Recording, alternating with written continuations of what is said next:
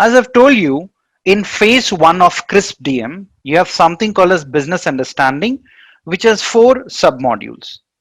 We discussed about the first 2, and here is the third. The third is defining the data mining problem. Okay, what do we mean by this, right? This is also defined as pre-analysis phase, wherein we start this phase once the success criteria is clearly defined and the business problem is defined. Business problem should be defined along with the risks, assumptions, and constraints. They have to be documented. And this phase also involves a lot of discussions, technical discussions.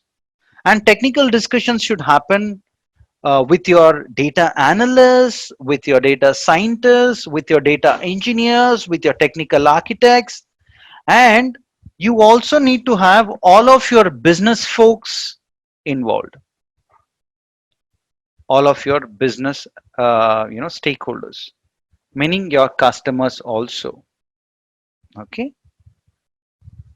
Then you understand on what machine learning and data mining methods, techniques, algorithms are suitable to solve your business problem. Right? That's step number 1. 2, you also need to have high level design, which is also called as architecture diagram. Okay, and this architecture diagram is also called as data pipeline building. And we, as part of our live projects, have made it mandatory that our students follow data CRISP DM methodology, right? So data pipeline is very, very important, building that. And this is an end-to-end solution basically with integration into existing customer environment. So it's not that you say that, hey, here is R code or Python code, start using that. Customer might say, hey, I'm using Microsoft SQL, right? MySQL or Microsoft SQL database, not MySQL. Then you cannot say that here is the R code, run it, do the predictions, or here is a Python code, run it, do the predictions, and manually record it back. No. Or you cannot say that customer, moving further, you pull the data into Excel format, load it into R. Then what should we do? We have to establish the APIs, application programming interfaces, between your programming tool and the database. Pull the data directly into R or Python, do the predictions, write back the results to your database. From there, send your data to maybe Tableau or ClickView or Power BI, one of the data visualization tools for customers to display or view. It could also be a mobile application or a web application, right? So all this is called as data pipeline building. Do I need to write the code such that the moment there is a new entry, my prediction has to trigger, send back the results to the a database and then display the results? Or is it something that I'm going to give the R code or Python code and deploy it in the backend application so that the moment there is a new entry, it directly pushes the results to the visualization tool or mobile app or web app? All these are extremely important, and this is going to define your success. Everyone knows what is KNN, what is decision tree, what is random forest, what is neural network. Everyone has access to GitHub. So everyone more or less has access to the programming and the code. What would differentiate you truly is such knowledge. Okay, and then finally you have to record your success criteria, not from business perspective, this time from data science perspective. For example, my model should not overfit. It should give me an accuracy of greater than 75%. Okay. Also, the kind of accuracy that you determine depends on the industry that you're working with. Maybe in social science settings like automotive or etc. manufacturing, maybe accuracy of 75% is good. But if you're working in medical science, building prediction models to predict cancer, then even 95%, 96% is immaterial. Okay, so these are a few things that you have to define. And here is the final step of business understanding phase of CRISP DM, that is project plan. The final stage requires you to create a project plan. Okay, usually it contains all the major 6 phases of CRISP DM. Okay, you need to have your high level timelines. Who are the human resources allocated to your project? What hardware and software is allocated to you? What are the various risks that you foresee and what are the risk response plans? What are the high level deliverables along with the success criteria for each of the 6 phases that we have in CRISP DM, right? And highlight one-time activities. What are the activities which you're going to perform one time? What are the activities that you're going to iteratively keep doing? Okay, so if you're working in stock market, for example, you might say that I'm going to update my model once in every day, or you might say once in every hour.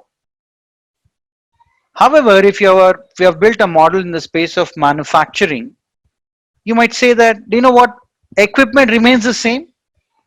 Maybe once in a month we can run, considering that every month there'll be some wear and tear, right? In that way, I can give you an example. For one of the prestigious aviation firms, we have built a forecasting model to forecast occupancy percentage. In aviation, right? Occupancy percentage means how many seats are full. That defines the profitability. We built a forecasting model, and when our forecasting model forecasts that, do you know what, you're going to book only 70% of the seats, then the digital marketing team used to release an offer saying that there is special offer, so special discount for the remaining 30% seats. They used to give some offer just to fill the remaining seats as well.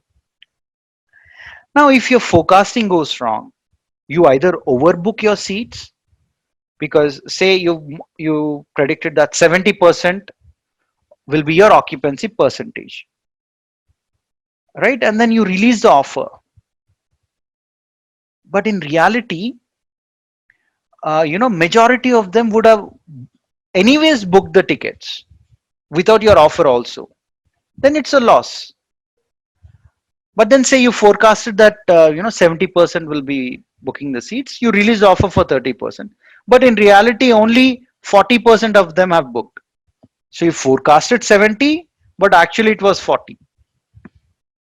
So you might over forecast or under forecast, right? So we built such a model, and then our model was working very well. Forecasting model for 2 years, it worked well, and we gave them a frequency that uh, we are going to update your model on need basis. What do we mean by on need basis? Whenever there is a significant change in the political climate, CEO changed, or there is a new prime minister, right? Or your aviation minister changed, or at an international level, IATA, International Air um, Traffic Association, right? IATA, right? If I'm not mistaken, that's the abbreviation. Otherwise, ignore me, right? So if there are any major changes, you might want to make changes. Any economic change, right? Or any social change or any technological change. This is called as PEST. Political change, economic change, right? That means, you know what, share market significantly dropped.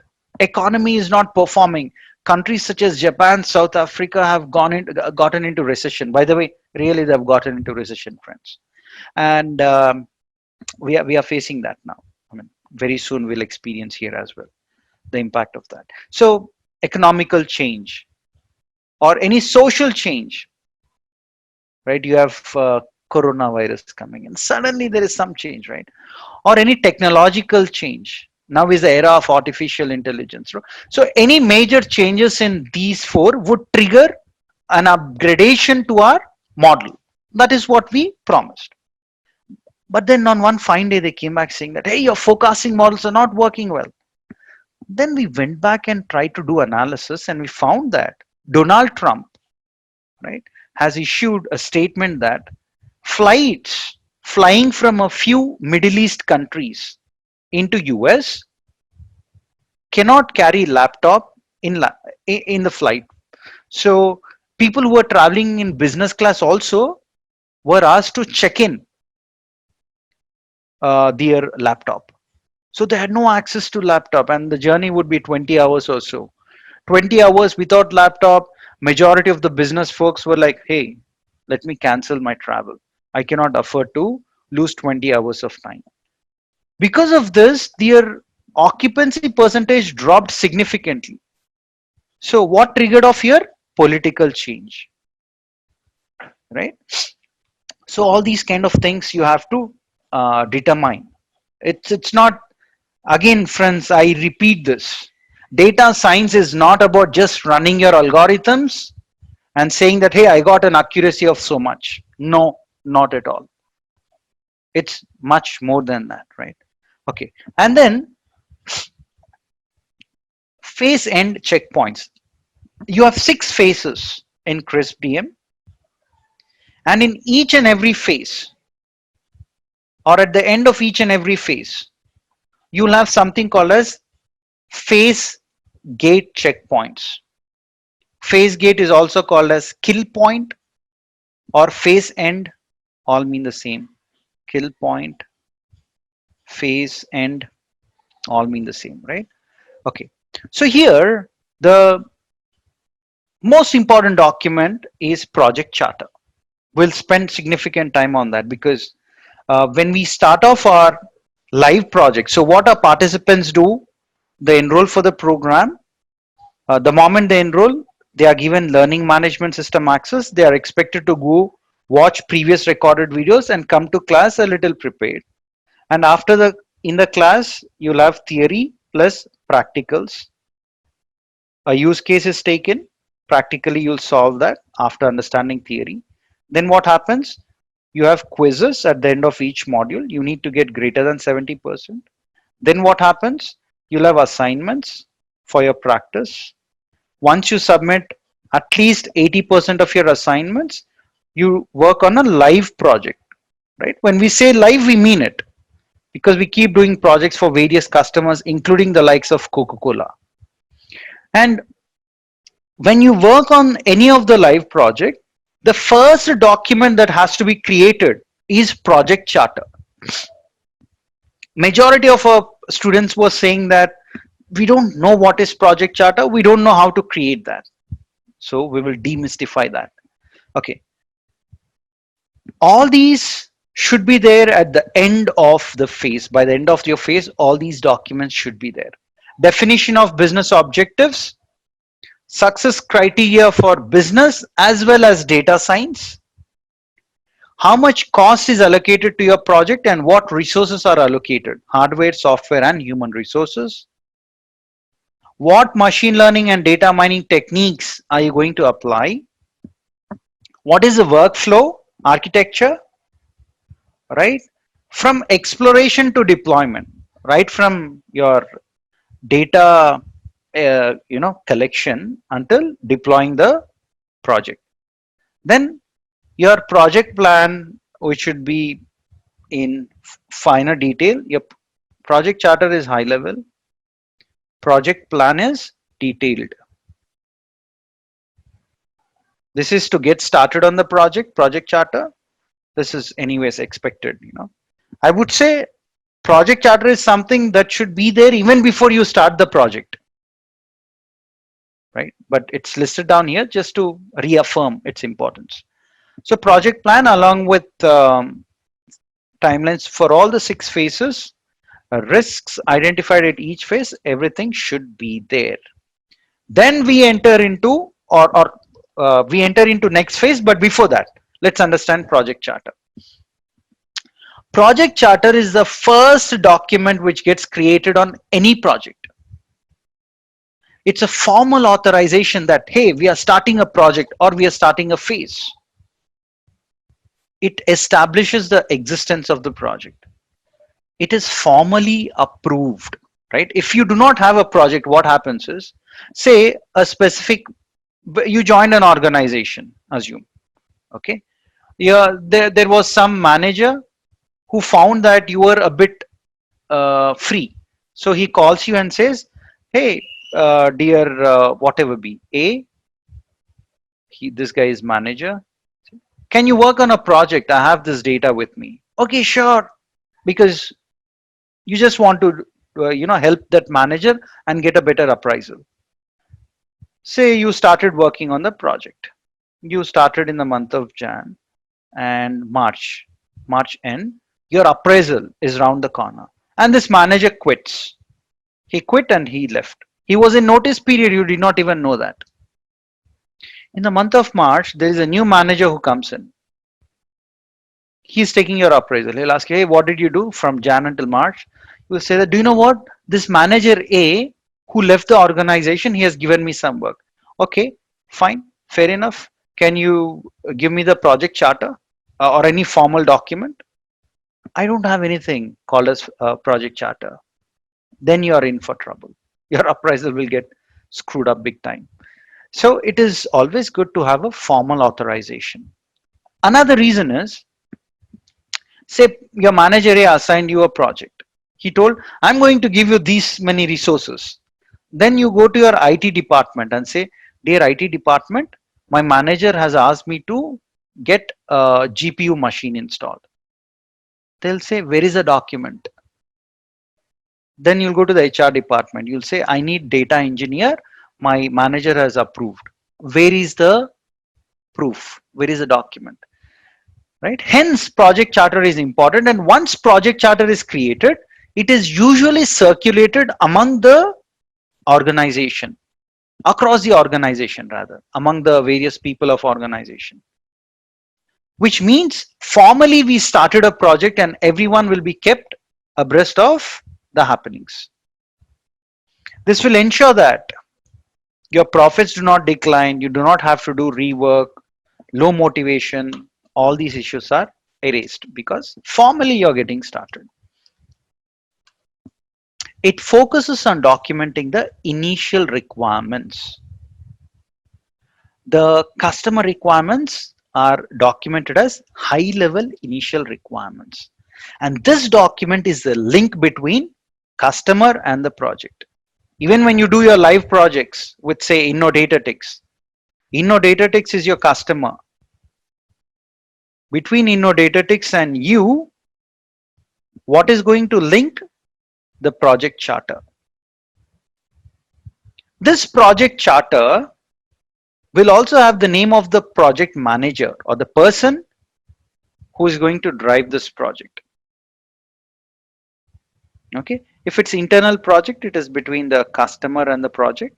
If it's an external project, that means if INNODATATICS is doing with Coca-Cola, say we are doing a project for Coca-Cola, then it's between performing organization. INNODATATICS is called as performing organization and Coca-Cola is the customer.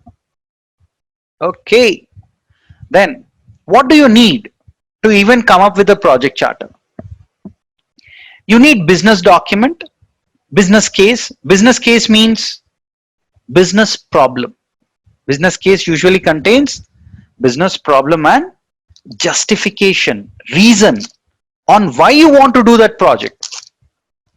Right? Do you want to do that project for fun? Or is there really a business problem that you're trying to solve? Okay. Then you have benefits management plan. What benefits will I get?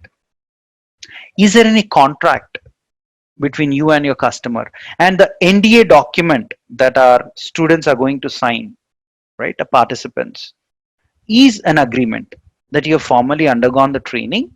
And then here is the proof.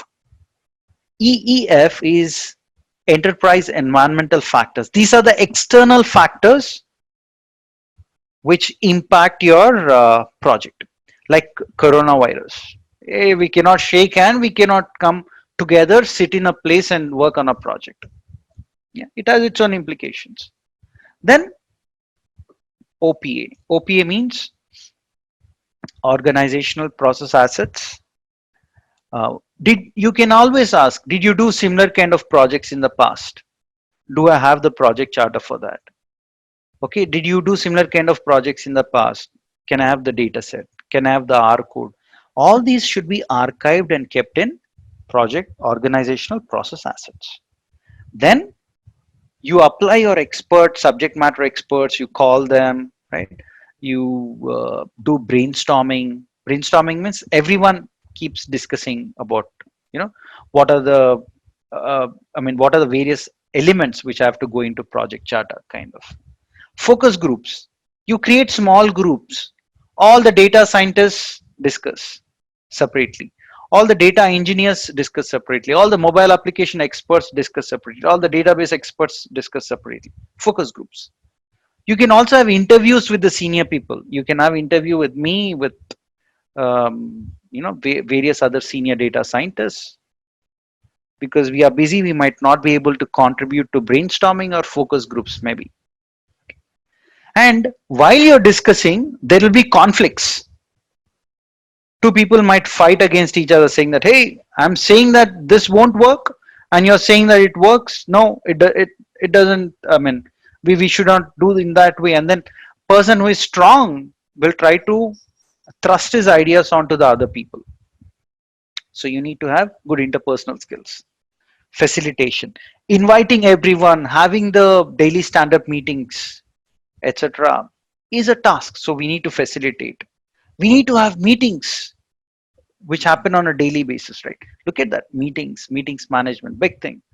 Once all these things are done, you will have project charter in place. Oh, right, once that is done, you'll have project. Okay, this project charter contains measurable project objectives, high level requirements, high level description, high level characteristics, summary milestone schedule, summary budget, everything will be at a high level, right? This project charter is part of initiating process group. The first step, project charter is at very high level. It's used to get the project started, which is then used to create a detailed plan, right? And the detailed plan is called as project management plan. All right. These are the things that we have already discussed, right? So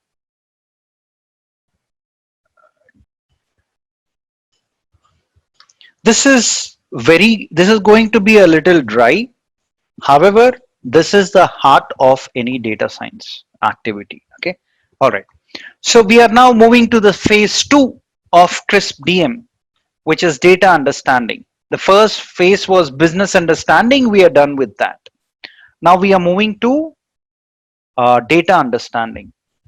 Data understanding is the second phase of CRISP DM.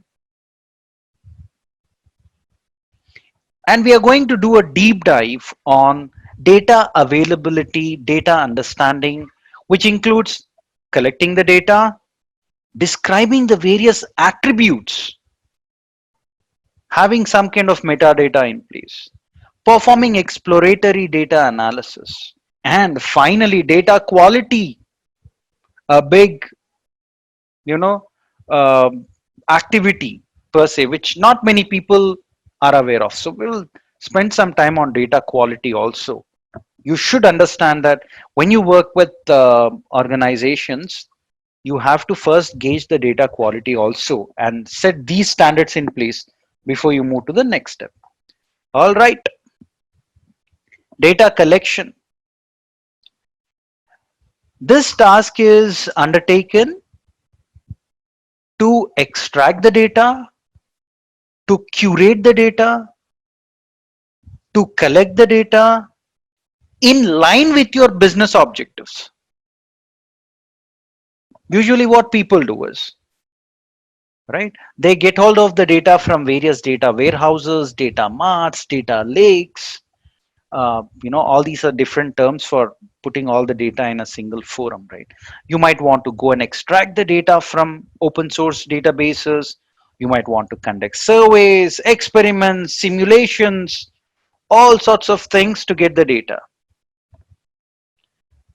And you need to create a detailed document to keep track of all the various data sets which you are using for your analysis. Okay, so here we go. Data is singular form of datum. Datum means plural, right? Latin word for given. Data is a measure which in turn is used for analysis, which in turn is used for modeling, which in turn is used for building prediction models, which in turn is used for optimization, which in turn is used for management decision making. That's data. Data is not something that you have access to, right? After prediction, the next phase is optimization. You're predicting on what should be the insurance premium, for example. Here you're saying, given the constraints that I need to meet certain profit, how best should I price premium, insurance premium? That's what we are interested in. That's optimization all about. You might predict the mileage of a vehicle. However, what should be the best combination of horsepower, volume, weight of a vehicle? And the constraint is that horsepower should not be more than certain point. BHP should be less than some number. It's country specific. Given those constraints, how should I adjust these three such that I get the maximum mileage? That's optimization problem, right? Prediction is you're predicting, but optimization is actually used for making management decisions. Okay. There are two ways of collecting the data, or two data sources. One is called as primary data source, means data which is collected at source. You're collecting the data now, you don't have it. So how do you collect the data? Using surveys, or by performing some experiments, or by conducting the interviews, by conducting focus groups. Focus groups means, okay, I'll give you a basic example. If you have an organization, you'll have HR department, you'll have finance department, you'll have logistics, you'll have sales, so on and so forth, right? Say you're implementing SAP, or say you're implementing data warehouse across your organization. You'll first go to the HR department, and then you'll collect all the requirements pertaining to HR. You're focusing on a specific group. Then you go to finance department, you focus on that group, and then collect all the requirements. So that's called as focus group basically. Anyways, and then simulations, or maybe you might want to do some purchase to get the data, right? Syndicated data sources. So this is costly. If I send you a survey and ask you to fill a survey, would you fill that? No. You would say, what is in it for me? Why do I need to fill? It's costly. And we need to send survey questionnaire again and again, right? So it is time consuming. And when people fill the surveys, they might say A, B, D, C, randomly they might select. There is chance that you might get low quality until and unless you define your survey questionnaire very well. Okay, data validation techniques are important here, or survey validation techniques. But the good part is that these two are the flip sides or the cons. Pro is that whatever data you need, you get exactly that data for your analysis. Okay, and I can give you a high level example here. There was a company called as Evolve or Ease, rather, right?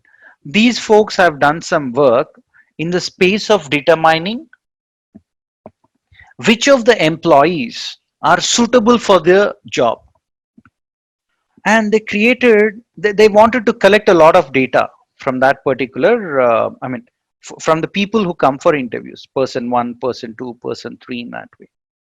And they knew for a fact that if they directly ask such questions, they will not answer, such as, do you shout at your employees when work is not done? Obviously everyone will say no, right? But how do I capture say anger management? For example, there is a score assumed for that, and maybe the organization that you're working with wants people who are very aggressive to get the job done. Then there will be 1, 2, 3, 4, 5 questions, maybe survey questions, and for each question you'll have to rate on a scale of say 1 to 5, right? Directly I cannot ask your anger management. Everyone will say I'm as cool as Mahendra Singh Dhoni, right? But no one will say I'm as aggressive as Virat Kohli, right? So not many. So uh, the questions are were carefully crafted, and if you say rated 3 for this, 2 for this, 5 for this, and 5 for this, then they started taking average of all these numbers. Okay, so 15 by 4 would be somewhere around 4 approximately. So the answer for this would be 4. So the beauty is that when you conduct a survey and when you use such a scale, which is called as Likert scale, you can actually get the data for your variables directly, which will then be used for your prediction. Output variable is, will a person be suitable for the job or not? Yes or no? Yes, no, no, in that way, right? You have the data output. And this happens to be one of your input. Say you didn't have access to the data. How did you capture that? By conducting a survey, by carefully crafting your questionnaire and your Likert scale, you could get this data. So you get exact data needed for your analysis when you do primary data source, or when you try to collect the data using primary data collection mechanism. All right. Then the first thing is you have to first look at secondary data sources. While the name says primary and secondary data sources mean data which is already available both internally in your organization and externally elsewhere. Sales records. Sales that are happening, obviously the data would be there with your organization internally. Industry reports are external. Enterprise resource planning system like SAP, etc., would be internal to you. Customer relationship management database, financial risk management database, hospital management database, hospital management system, warehouse management system. All these would store the data, right? And data of your organization or activities. And these data sources have data which is already available. You can resort to open source databases also. Okay. The good thing is it is easily available. Quickly you can access the data. It doesn't cost you much because it's already available. However, the flip side is it may or may not have the data of interest. You may or may not find the data of your interest in your databases. And if you do not find the relevant data in your data sources, then you resort to primary data source. Very, very important to remember this. Okay. And Once you are clear with this, many things will become clear. So let's move on to the next step. So next step is also related to data collection. The one formula that I request you all to remember, like the back of your hand, is this equation, which is y is equal to f of x. Y is your output, x is your input. The output that you want to predict might depend on a single input, or the output that you might want might depend on multiple inputs. Say you want to predict on what will be your salary, or whether you'll get a job or not in data science. What could be certain inputs? Is your attendance greater than 80%? Are you getting greater than 70% in all of your quizzes? Have you submitted greater than 80% of your assignments? Have you worked on the live project? Yes or a no? Right? This will determine whether you will get a job or not. Right? And single output, single input scenario would be, given the calories consumed, what will be the weight that I'm going to gain? I can give this simple equation to dietitian, right? Who will then guide. Or jovial example would be, if you want to be really unhappy, the single input that's going to determine is whether you are married or not. Right? Oh, a very jovial thing. Take it on a lighter note. Okay, then data types. There are various data types which exist. First thing is continuous. Anything that you can represent in decimal format, such as weight 85 kgs or 85.2 kgs or 85.23 kgs, anything that you can represent in decimal format, if it makes sense, it is continuous data. Discrete, if I say I have one laptop, okay. If I say I have 1.5 laptops, you would laugh at me. Okay, so in decimal format, we cannot represent something. If we represent and if it does not make sense, that's discrete data. Then within that, you have categorical data. Categorical data means true or, within categorical, you again have binary and multiple. Binary means, will a person a treat or not? Will an employee a treat or not? Resign or not? Will a customer churn or not? Churn means, say you're using AT&T mobile connection. How likely are you to switch to Verizon? You're using Airtel connection.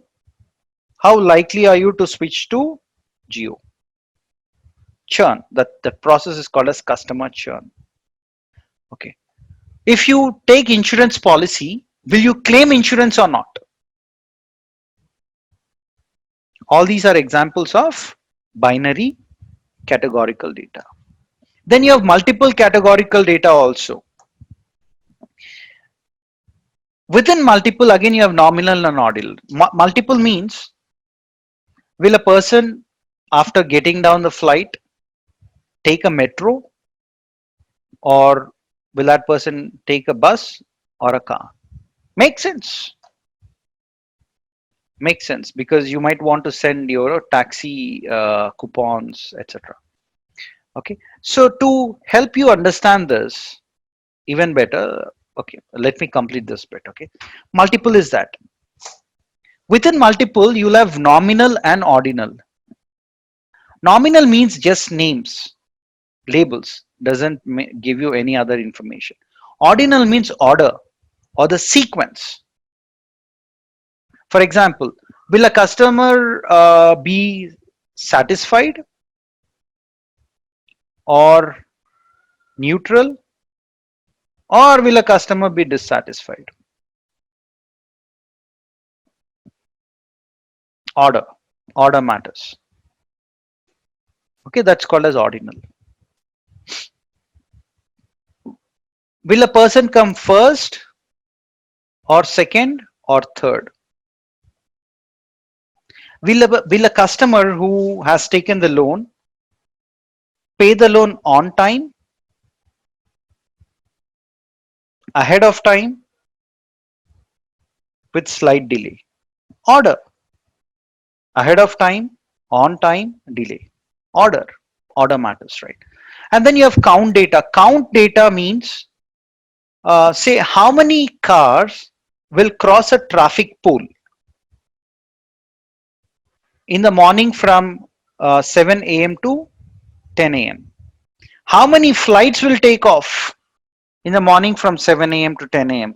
How many people will visit the movie from 8 p.m. to 10 p.m. So all these are count related examples. Okay, I'll give you a classic example. Okay, to understand all these types of data, interval and ratio as well. I and my friend a few years back were traveling from New York to Saudi Arabia. Okay, we were going to Jeddah, if I'm not mistaken, right? So we went to the airport and they've given us the boarding pass on which flight number was written. And this flight number was 370A, some flight number. On the boarding number, it also was written that we have to board this flight at gate number 32. And then when we boarded the flight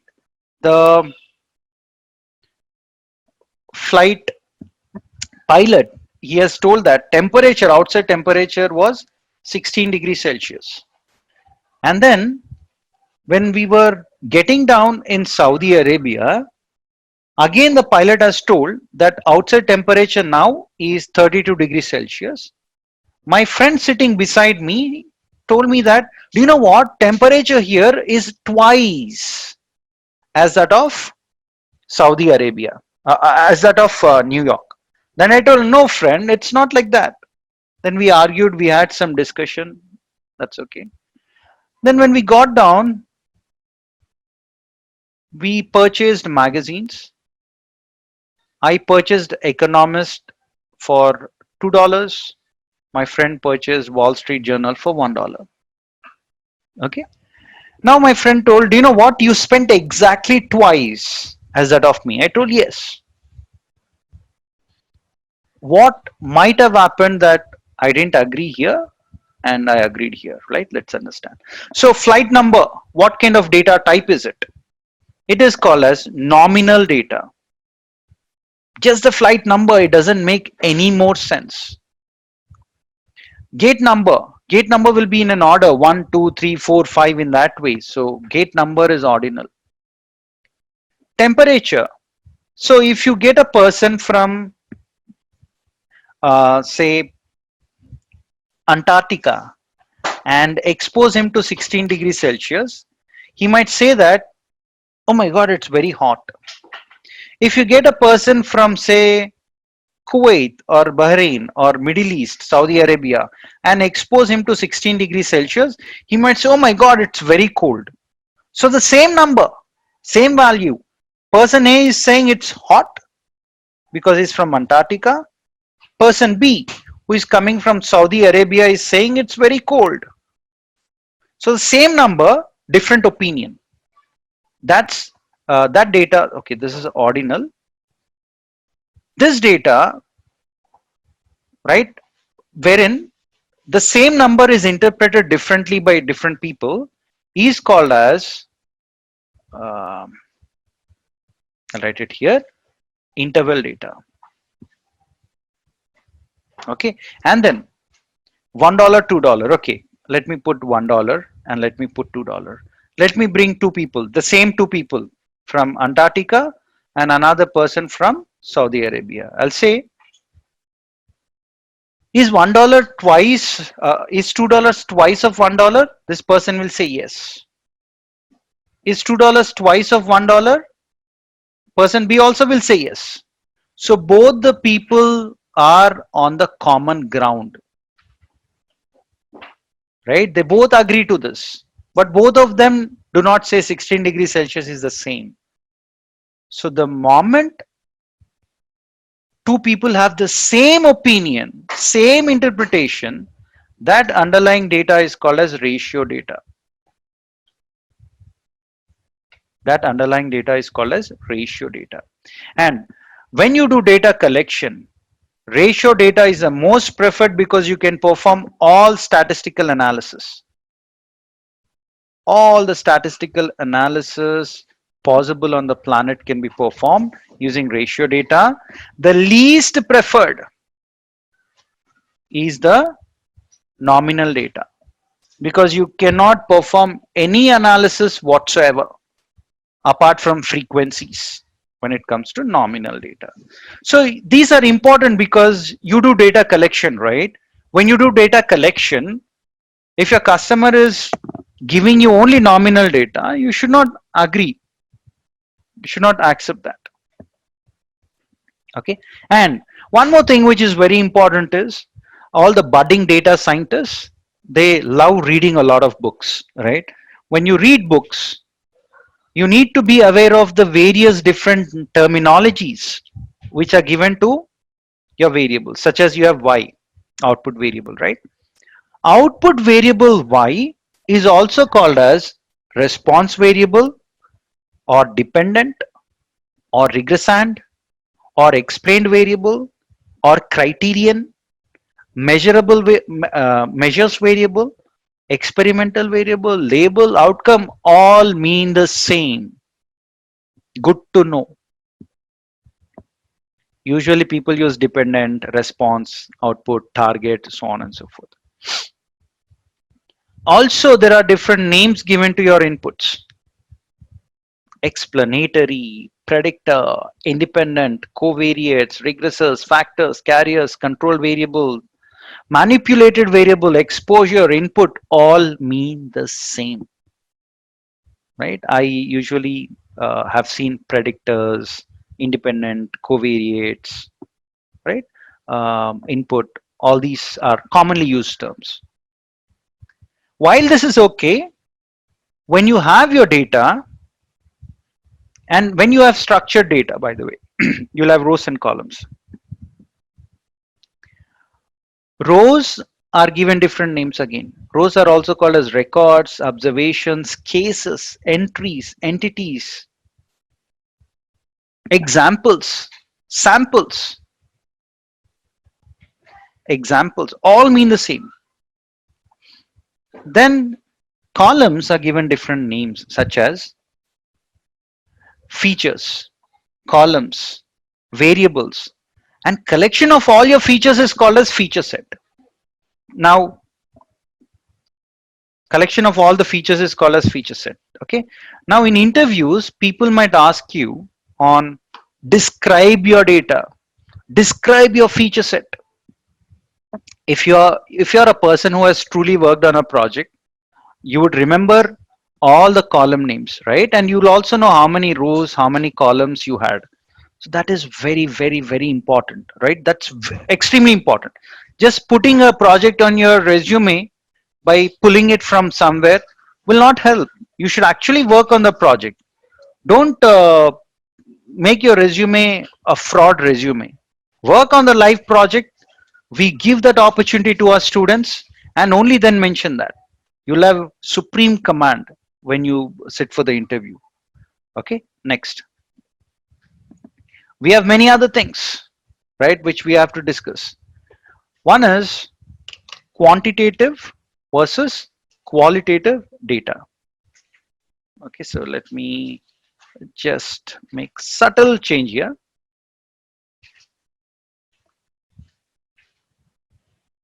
Okay, quantitative versus qualitative. Quantitative means numbers. Your continuous data from the previous slide and count data are quantitative in nature. Quant, numbers, right? Qualitative means categorical data. Okay, so you're saying, I mean, this is very tricky, you know. if customer says, how much accuracy can I expect? If you say you can expect high accuracy, what do you mean by high? Right? So customer would obviously say, what do you mean by high? You say high means probably 80 to 85%. Now we are quantifying that qualitative statement. Okay, so that's very important. Next, balanced versus imbalanced data sets. When data is given to you, structured or otherwise, meaning structured or unstructured data doesn't matter. When data is given to you, you'll have the output variable. Say you're trying to build a model which says whether a person will default or not default, and you have age, gender, income, all those, and say you have 1, 2, 3 in that way, some 100,000 observations. Here are 10,000 observations. Here, default will not default, default and no default. In that way, you have the data. So you have two categorical problems, two class problem rather. One is default, another is will not default. If you have 50% of cases which are default, 50% of the cases which are not default in your output, then that's balanced data set. If you have 60% and 40%, still it is balanced. If you have 70%, 30%, still it is balanced. Research says that if you have any, if one of the classes, 71, if one of the classes is less than 30%, so here one of these classes, right, not default is less than 30%. It could be something like 29% here or 71% here, doesn't matter. If one of the classes is less than 30%, you say that that data set is imbalanced data set. Okay. Why do you need to look into that? Two things. One, if you have imbalanced data set, then your standard random sampling does not help. Okay. This random sampling does not help at all, right? And then when you have imbalanced data set, you have to resort to a few other techniques which we are going to discuss. What are those? A few other techniques: random resampling, undersampling, oversampling, stratified sampling, resubstitution, k-fold cross validation, right? Leave one out or k-fold cross validation, SMOT, synthetic minority oversampling technique, modified SMOT, cluster-based technique, ensemble techniques, bunch of those. Those are listed in the subsequent slides. Okay, don't worry. Okay, don't feel that this guy is trying to show off, but we will show those in the subsequent slides. Okay. And another thing that you need to remember is that whenever you have imbalanced data set, the accuracy of your model should be greater than the higher class. Okay, when I say higher class, here the class default has 71%. So your accuracy should be greater than 71%.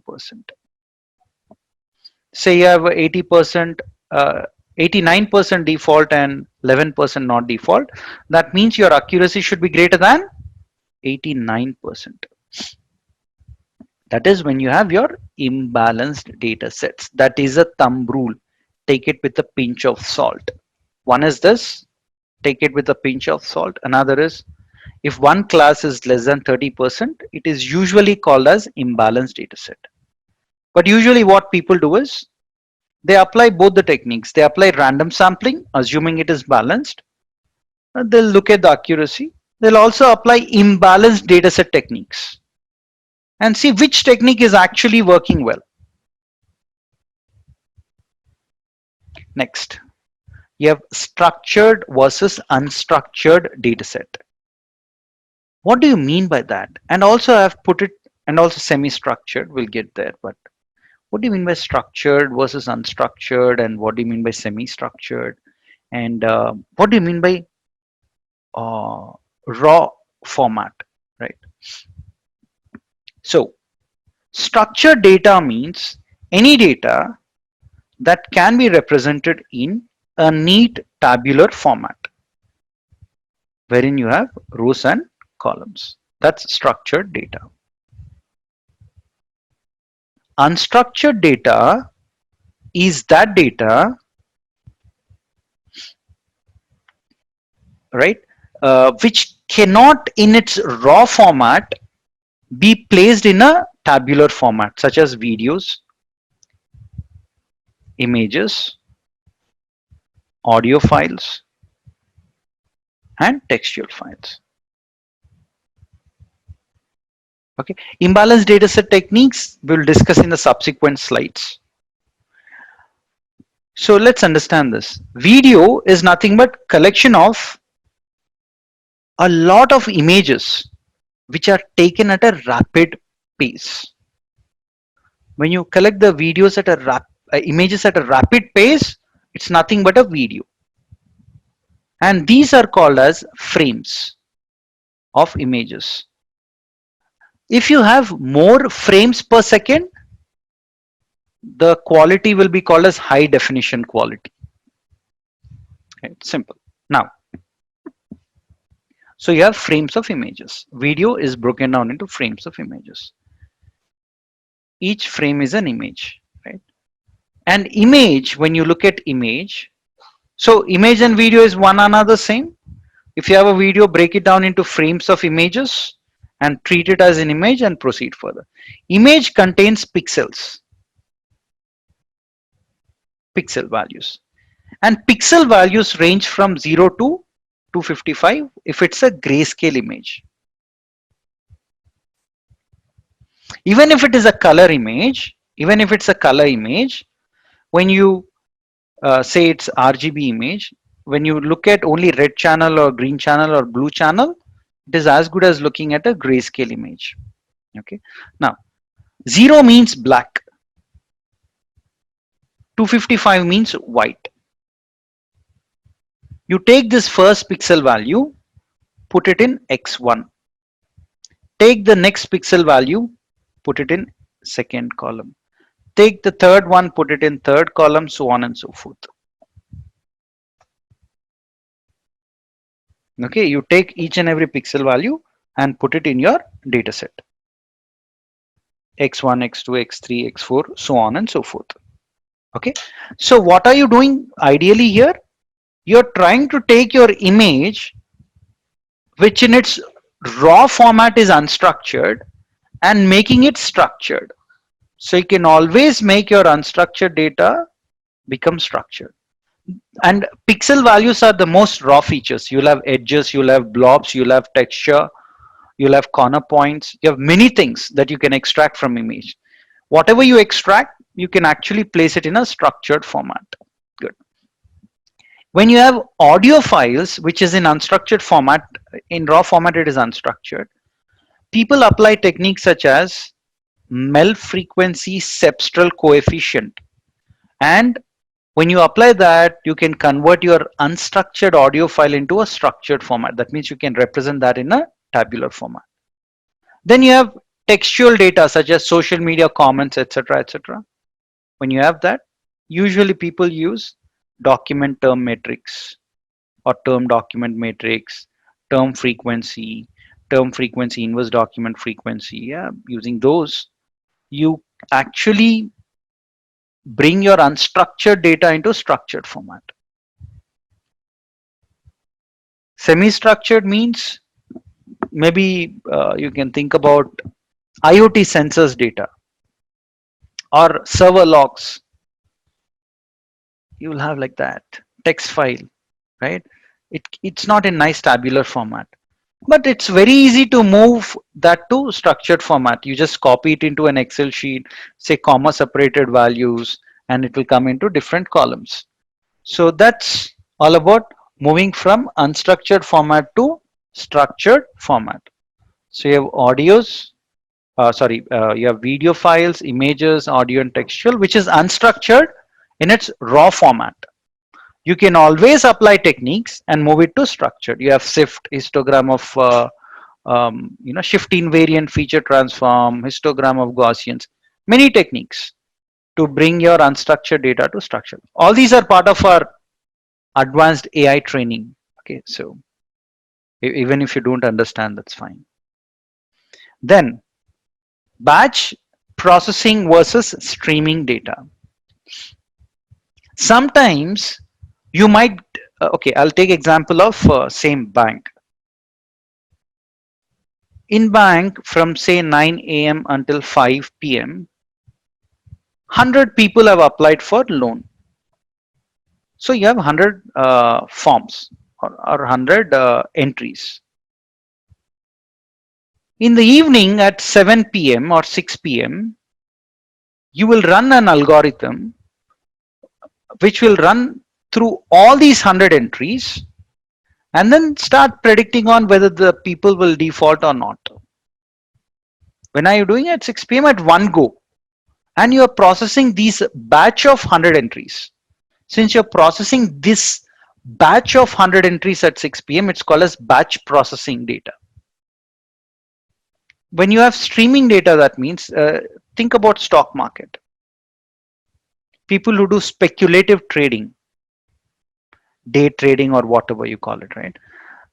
They buy one share and then immediately they sell it. They keep doing that. All these transactions are reflected in your bank account immediately. Or think about credit card.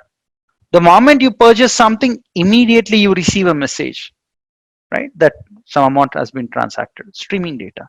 All of your IoT sensors give you streaming data. This is yet another variant, right? And then you have big data versus not that big data. What do you mean by that? So big data means any data which is coming at a rapid pace, velocity, huge volume, and variety. Right? These three V, I mean, there are many other things, right? Velocity, volume, variety. Having said this is all fine, bookish examples.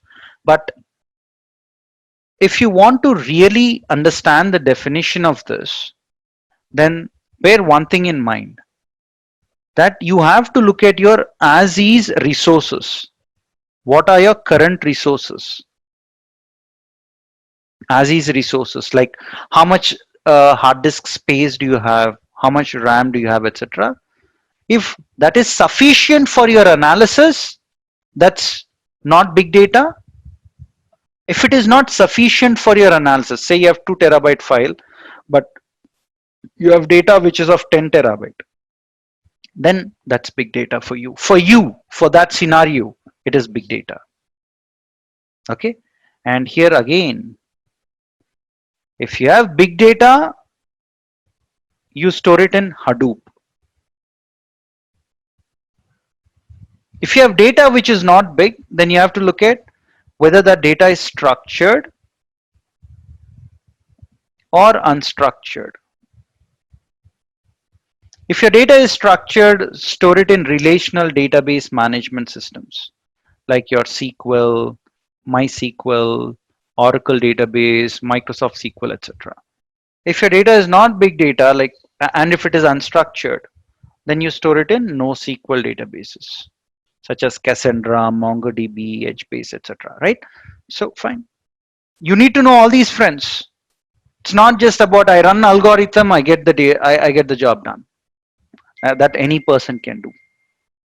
Right? How are you different? You are different because you understand all these elements which are actually needed for someone to become a successful data scientist. All right, next. Time series cross-sectional versus panel data. Cross-sectional data means data which is captured at a specific point of time. For example, say you want to build prediction model. When you want to build a prediction model, you go to a hospital and that hospital will give you data at that point of time. They might say that, you know what, until now we have 10,000 customers or patients who visited the hospital. Here is the data. Good. Now you'll not go back and ask, hey, can you also give me the date and time when the patient has entered hospital? Obviously, hospital will ask, why do you need that to predict cancer? Cancer or no cancer? To predict that, why do you need the date and time? Do you think the date and time when the patient enters the hospital is going to determine whether they have cancer or not? Absolutely no. So the data which does not need date and time, right? Or the sequence in which you capture the data is immaterial.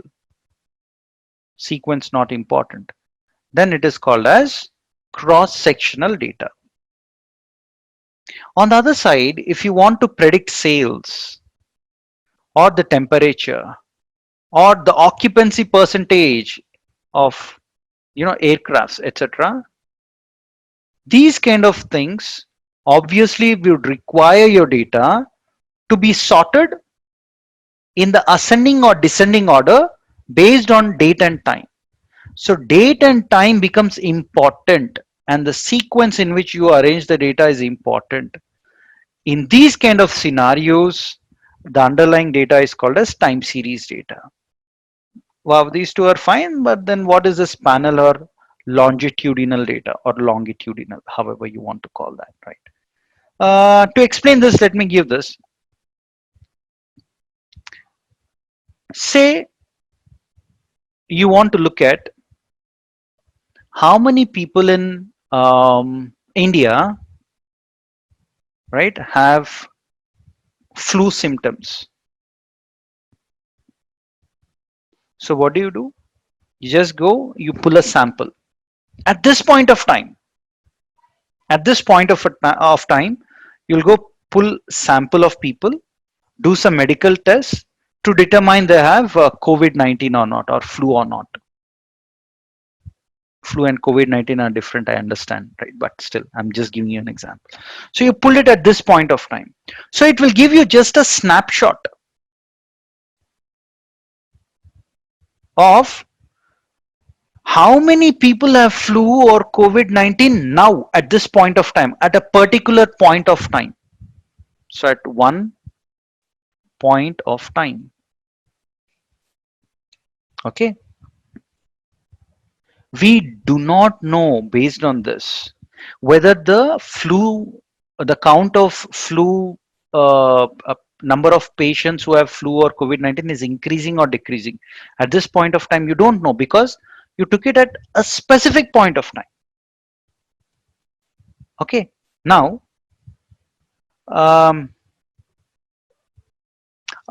if you follow a single patient, you choose one patient and follow that one patient over a period of time.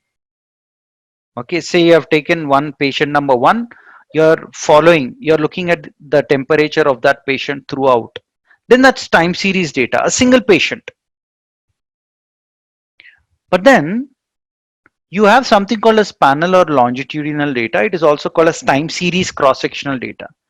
Time series cross-sectional data. This is, rather than I monitor a single patient over a period of time, if I can combine multiple patients, patient number one, patient two, patient three, and if I track all of these patients over a period of time, then that is called as panel data or longitudinal data. All right. Next, very important thing is data collection using surveys. Many people say that, you know what, conduct a survey, get the data, or perform an experiment, get the data, right? However, guys, I'm going to continue for the next 20 minutes and we will stop. Okay. Tomorrow,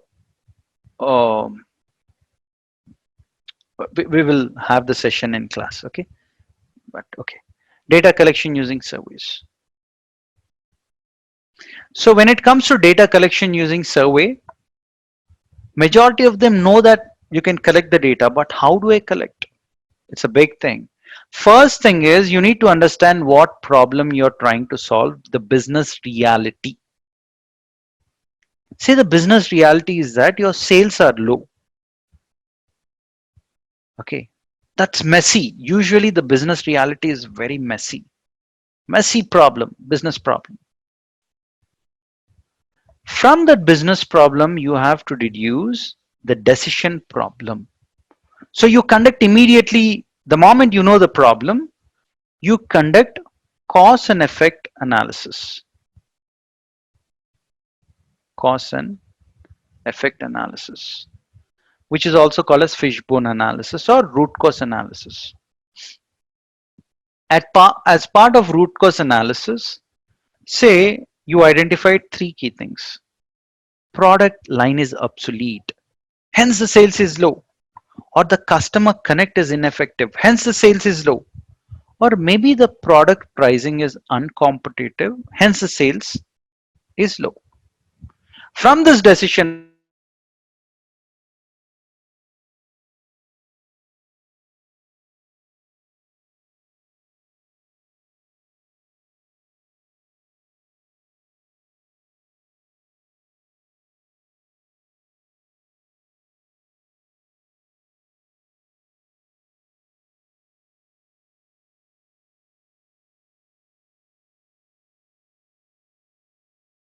analysis means you identify the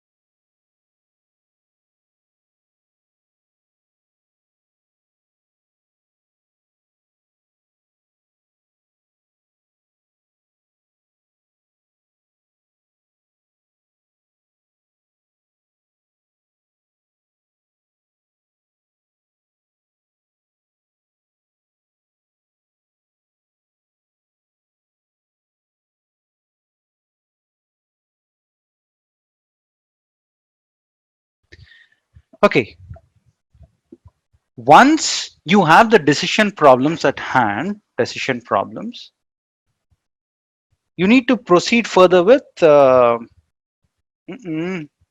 this should have been research objective. So let me quickly fix that.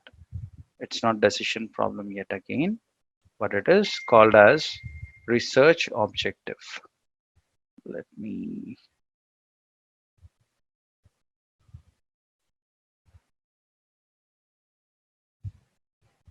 oh, my bad. That's right. Whatever is given is right. My bad. So let me